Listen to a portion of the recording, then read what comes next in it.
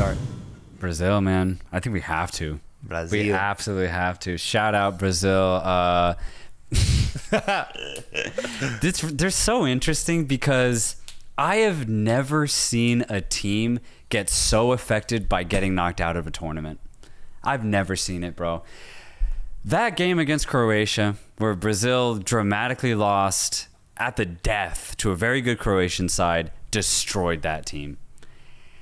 Brazilians, even afterwards, when they went back to their clubs, weren't the same for a couple months. And we've seen the results that Brazil have gotten these past couple months in World Cup qualifying. Dude, they're mid-table. It is bizarre seeing the Brazilian flag in the middle of a South American table. It doesn't look right. But that's what happened, man. And it makes sense because the way Brazil were playing going into that World Cup, oh my God. They disrespected themselves by not getting the semifinals. Yeah, and all football fans and all lovers of the game disrespected us, slapped us in the face. Slapped us in the face. And I think it makes sense that it affected them so deeply because they knew that they should have gone to the semis. And at that point, they probably believed that they would have gone to the final. Argentina, Brazil final. They robbed us. They robbed us. Not the Croatians, the Brazilians. The Brazilians did. They should have closed that game out. Exactly. Croatia did what any team would have done. It's Brazil's fault entirely. And so that's why I think Brazil have been in this really weird mode and this really weird run of poor form. Chiche, right, obviously left after that World Cup. And I think when he left, also the spirit of that Brazilian team also left because he embodied that team so well, man. In comes Fernando Diniz as the caretaker, and it just didn't work at all whatsoever. So much so that right at the end of the year, they get Dorival Jr., the Sao Paulo man, to take over as either caretaker or as permanent manager. Who knows at this point with Brazil? Their manager situation is always so weird, but that's Brazil. But here's the thing. I think very similar to teams like Germany, they can change their fate on a dime. Like that, bro. Brazil, like that, man.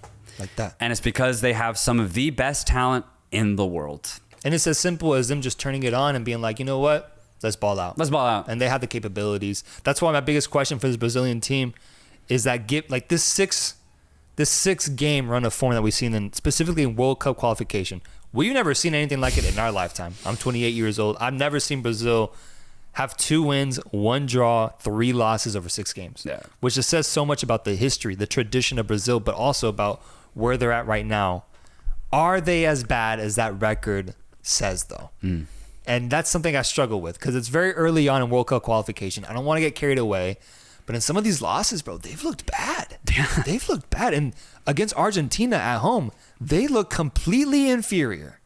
And that really says a lot because if they want any chance of lifting silverware once again here at the Copa America, that's who they're going to have to get past.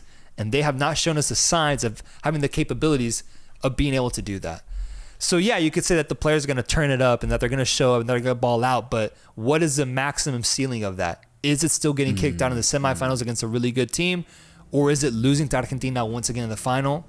I'm scared to say that I believe that it's going to the final and losing to Argentina. Yeah. Even if they find their form, I still think this Argentina team finds a way to best this Brazilian side. Agreed. If it is an Argentina-Brazil final, I'm going Argentina 99 out of 100 times. Like, even though Brazil has such good players, I mean, we're talking about Ballon d'Or contender Vinicius Jr., maybe one of the youngest, bright players in the world right now, and Endrick, who could come off the bench. Rafinha's playing really good football with FC Barcelona this season. He'll be on the right wing. The midfield's pretty stacked. There's just some questions maybe in the back line, but overall, this Brazilian squad has talent and world-class talent at that. But you're right. I think their overall form will result in a limitation, and that limitation is I just don't have Brazil as favorites. They're title contenders for sure, but I think Argentina, for me, are the only team where I'm definitively saying they are my favorites to win the tournament. Brazil is a 9-time Copa America winner in 3rd place in total titles. Other guys you forgot to mention: Alisson, Marquinhos, Bremer, Gabriel, Bruno Guimaraes, Lucas Paqueta, Martinelli, Rodrigo, Vini Jr. No Gabriel Jesus this time. They introduced Endrick into the team, and I think he's ultimately going to become his replacement, for being honest. No Gabriel Jesus in this team. And then there's still questions regarding the fullback position yet again. Yep. Who starts in those fullback positions? Is it Jan Couto or is it Danilo? And on the other side, is it Arana or is it Wendell from FC Porto? And then a big thing that stood out to me is the quality of the midfield, at least in terms of names, I think has dropped off significantly from what it was in the past, with Andres Pereira getting the call-up, Douglas Luiz, who is really good, Joao Gomez, Lucas Paquetá, Ederson, and Bruno Guimaraes. It's very good, right? It's good in the context of world football, but for Brazil specifically, I mean, Casemiro isn't here anymore. You got these big names that are missing now. Yeah. I think it's actually a bit indicative of how much the midfield has fallen recently. Yeah, it's way less flair, but I think they kind of make up for it because a lot of the players in that midfield are maybe a little bit more aggressive, maybe a little bit more box to box. I would like to see Bruno Guimaraes alongside Ederson, who went off for Atalanta these last 6 months. And he's been going off there for the last 2 seasons now, but his performance in that Europa League final and also in the Coppa Italia final was phenomenal, truly. He's a really aggressive midfielder, in the similar vein of Casemiro, but he might be a little bit better of a passer. Casemiro was one of the best defensive mids in the world, right, when he was in his prime. I don't think Ederson is that, but he has the right blend of defensive attributes as well as getting the ball and pushing it forward. I really like how dynamic Ederson is. You pair him alongside more of a passing midfielder, Guimaraes, and then maybe Paquetá as the creative. I think Brazil could still have a very successful midfield. I like that. I do. I think Douglas Luiz could also find his way into the midfield as well. He had a great season for Aston Villa. I'm going to get angry if I see Andres Pereira play any minutes in this tournament. What the hell is he doing here, bro? Yeah, he should be purely Fulham's finest. Andres Pereira, Man U United reject at one point. Yeah. Never liked his play style, bro. It wouldn't make sense because in his position, you have Paquetá, but then you could do Endrick or Rodrigo, right? So it just wouldn't make sense if Pereira plays unless Dorival wants to go all-out attack and play no defensive mids, right? Yeah. Maybe they need a desperate goal. That's the only way Pereira should see the pitch is if Brazil are down and there's 10 minutes left. I like the idea of Ederson, though. I like that. Yeah, I like him a lot. I'm a big fan. He's never played either with Brazil. This could be a really good opportunity because he is in great form. And going alongside that, I'm not going to say it fell off, but what a massive miss it is not having Neymar. Dude, yeah. We have to talk about that because he ended up not being healthy in time for the Copa America. It was in question for a really long time. Was it an ACL tear? I think it was. Oh, yeah. This is like the worst thing you could get. Worst thing you could get, and he just has not been able to recover quickly enough for the Copa America. He's missing out on this tournament, man. Yeah. That saddens me because he is the X factor, and he has always been the X factor for Brazil in these past 10 years with this play style. Incredible to watch, so fun to watch, and a character on the pitch, honestly. Yeah. You're going to miss that, but with that also comes the improvement of Vinny Jr., of Rodrigo, and of even a guy like Endrick, who offer a lot more excitement, a lot more capabilities now than they ever had before for this Brazilian team. Specifically, Vinny, who's playing at a Ballon d'Or level right now, winning the Champions League for Real Madrid. His level right now is incredibly high. I think very close to matching Neymar's peak. He's very close to it. And if he can continue that momentum in the Copa America, he now becomes a difference maker, knowing that he is the guy that they're going to assign that role to now because Neymar is missing. So it might be a blessing in disguise. Yeah, I agree. Because I think even though Neymar isn't here, I do think Brazil have enough quality and enough variation in quality as well to make up for the star that is Neymar.